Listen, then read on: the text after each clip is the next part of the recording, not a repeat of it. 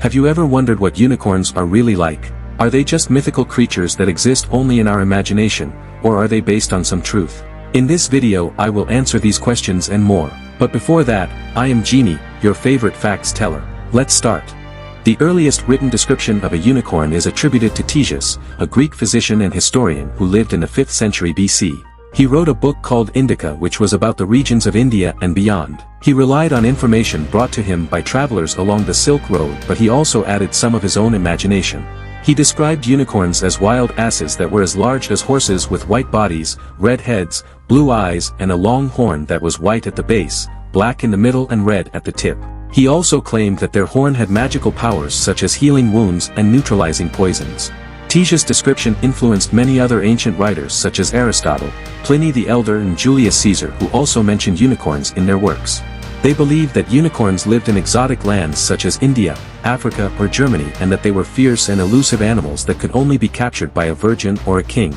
However, not everyone agreed on what unicorns looked like. In different parts of the world, there were different stories and legends about one-horned beasts that resembled unicorns. For example, in China there was a creature called Qilin which had a deer's body, a lion's head, scales, a tail and a single horn. It was said to be a benevolent and peaceful animal that could walk on water or clouds. In Japan there was a similar creature called Kirin which was also associated with good fortune and harmony.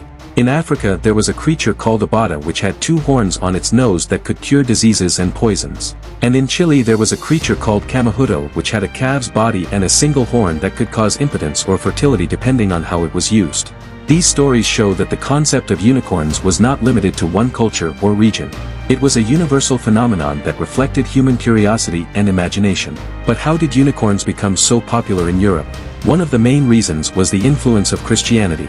In the Middle Ages, unicorns were seen as symbols of purity, innocence and Christ. They were also linked to the Virgin Mary who was said to be able to tame them with her gentle touch. Unicorns were often depicted in religious art and literature as part of scenes from the Bible or allegories of faith. For example, one of the most famous examples is the unicorn tapestries, which are a series of 7 tapestries that show the hunt and capture of a unicorn by a group of noblemen and ladies. The tapestries are full of symbolism and mystery.